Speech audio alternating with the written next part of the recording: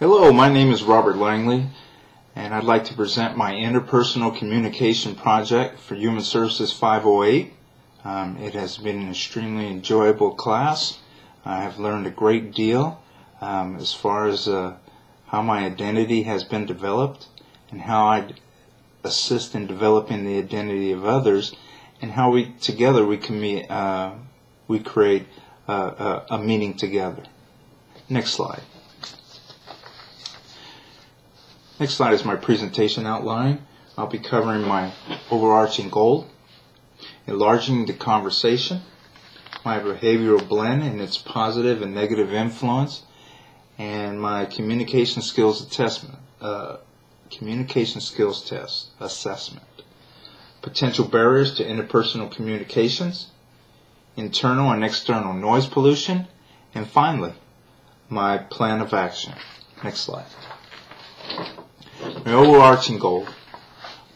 My overarching goals consist of three components. First, to become a more effective tool for Christ.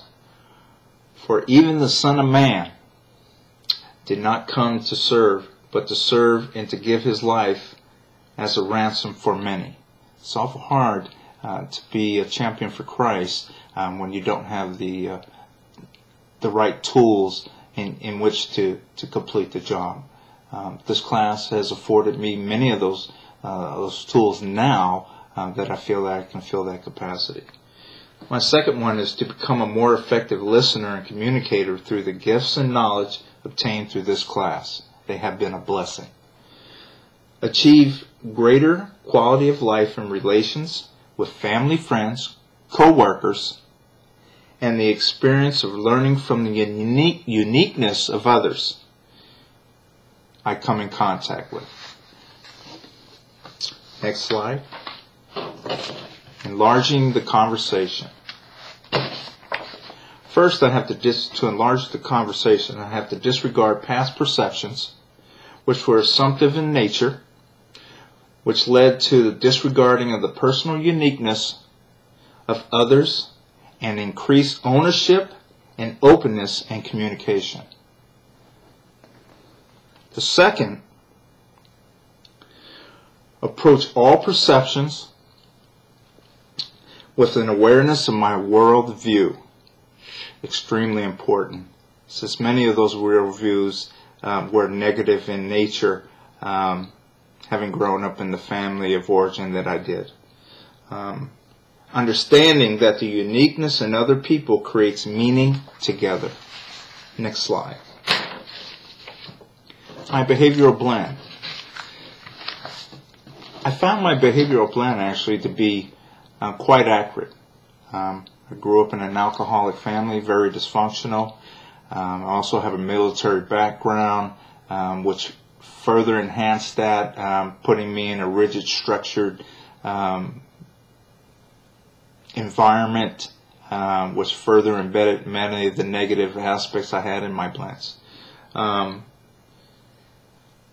I showed as a high I on my disc 1 with a blend of IC. Inspirational and competent. I'm a retired military.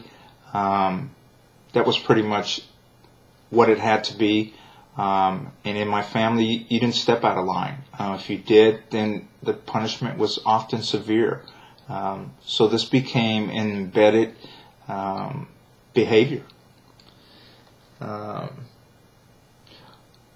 IC types are inspiring, yet I'm very cautious. I do not like to step out of line. I don't like to break any rules. I pretty much behave myself. They're good at figuring out things better through a lot of people. I enjoy more crowds and groups when I'm speaking. I'm not so much a one-on-one type of person because it involves so many emotions and things like that. And often those emotions, I want to keep them embedded. They can be too persuasive and too concerned about winning. Very competitive. Very, very competitive. They are often impatient and critical on both. It's what I learned. Being impatient is just a matter of frustration, not being able to, or not feeling that I'm going to be heard, creates the impatience. In graph number 2, this is me. I'm sorry, the last graph was this is expected of me, how others view me. This is me. This is my actual behavior. I showed as a CIS, competent influencing specialist. Personality types tend to be more passive than active. I like a harmonious environment. I don't like to have to deal with conflict and things of that nature. You also have strong people skill. That's true. I spent 10 years as an armed recruiter, military policeman, infantry platoon sergeant. All of these capacities dealt with people, whether it was comfortable or not. For the most part, I was pretty successful in all of those. You can be both outgoing and reserved. True. You generally like to influence and interact with people. That's very true. But again, one-on-one, not so much. But can withdraw and concentrate on specific projects. I'm very task-oriented, and that takes precedence for the most part. People tend to like your friendliness and enthusiasm and cordiality. Like I said, I'm harmonious. I don't like to create waves. I learned that a long time ago, before I entered the military at age 17, that you don't step out of line. So the military and I pretty much were compatible. My behavior blend in its positive and negative effects. Of course, the positive I pretty much address. Inspiring, competent, influential, informative communicator. One of the best public speakers. I love talking in front of crowds, groups. It's actually very comforting for me. Talk with enthusiasm and knowledge. I pretty much study up. I'm pretty. I like to get into detail and learn things that most people don't know. Okay, the negative aspects. Some of these I'm a little ashamed of myself, to be honest with you. Don't like arguing over control or having to tiptoe around people's emotions. I don't. I'm a harmonious type of person, and I'd like to remain that way. So a lot of times I'll just avoid conflict. They need to be more sensitive to individual feelings. I'm not too much of a one-on-one type of guy. So that's a big downfall for me in the quality of life and discovering the uniqueness that most people have to offer. Definitely a handicap. You sometimes become caustic and say hurtful comments in the heat of the moment. If I'm one-on-one and I'm trying to get away from a conversation, then often I will say hurtful things. That's more a learned behavior than anything else. Next slide. Interpersonal communication skills test assessment. On that assessment, I scored an 84 for a possible 100. The results, however, indicate that you are extremely adept at interpreting other people's words and actions and seeing things from their perspective, which likely results in very few misunderstandings. That's because I'm passive. I'm not looking to argue, and this does not complement my interpersonal communication skills. Next slide. Potential barriers. Some of the two biggest barriers I have. First of all, being a problem solver. I want to solve everybody's problem, and of course that causes more stress for me than anything else, which leads to external barriers, because I have to deal with the stress and the one-on-one with an individual, and I'm feeling stress from other issues that I'm bringing into the interpersonal communication.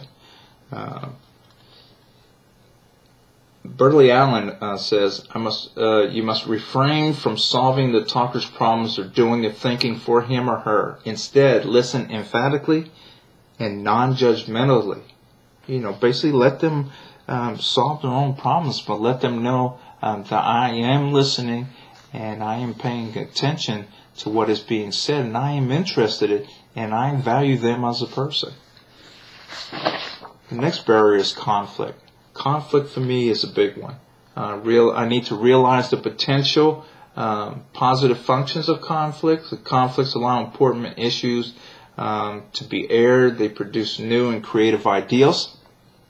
They release built-up tension. They can strengthen relationships. They can cause groups and organizations to reevaluate and clarify goals and missions. And they can also stimulate social change to eliminate inequities and injustice. Stewart, 2012, page 387.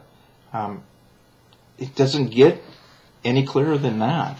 I mean, I've compromised my quality of life because I've evolved or avoided conflict, when in all reality it's beneficial. Next slide. Internal and external noises. Internal for me is mostly my emotions. I fear the 101 because I'm simply uncomfortable with it. I'm not willing to submit to change, but I understand logically that change has to happen in order for me to develop a quality of life. Harji says, one recurring problem is that we often listen with the goal of responding rather than listening with the goal of understanding. In other words, our main concern is with our own point of view rather than with gaining a deeper insight into other person's perception. That's true of me. I've been selfish in the past. When it comes to communication, I'm pretty much looking out for myself.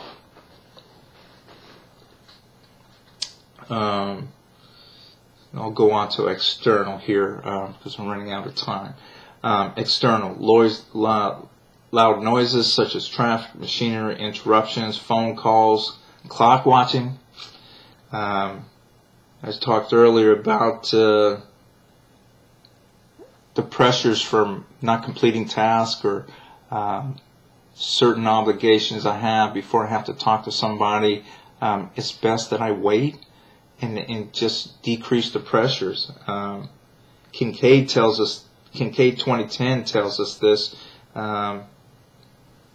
Subtle distractions of a window with a beautiful view while you are in another one of those endless meetings. That's all so clear. And I could see myself doing that and disregarding the speaker and not listening. Next slide. My plan of action. My plan of action to improve my interpersonal skills. First of all, become active in resolving / eliminating the negative aspects of my behavioral blends. Number 2, actively utilize the talker-listener card. Peterson 2007 to gain greater patience in communication. That's a must for me. Greater patience in communication will make my quality that much better, and I'll hear what I'm supposed to hear, what you're telling me. It's organized and it's structured. It's relatively simple. It gives me a guide. I know what structure is. I know what organization is. That's a plus for me. Constantly question what filters are being used as I'm inhaling and exhaling. My perception. I need to change it in how I view people. Let's see. Strive to become a level 1 listener with genuine emphatic listening. Listen from the heart. View conflict in conversation as beneficial in ensuring a balance in communication in both my thoughts and emotions. Follow spiritual guidance in all interpersonal communication with the presence of God in mind. I mean, the bottom line is, what would Jesus do? That's the mentality I need to have when I'm in communication. Next slide. This concludes my presentation. I'd like to thank you and close with 2 Timothy 2:14, which says, keep reminding them of these things. Warn them before God against quarreling about words. It is of no value and only ruins those who listen. Thank you, and I appreciate the experience we've had.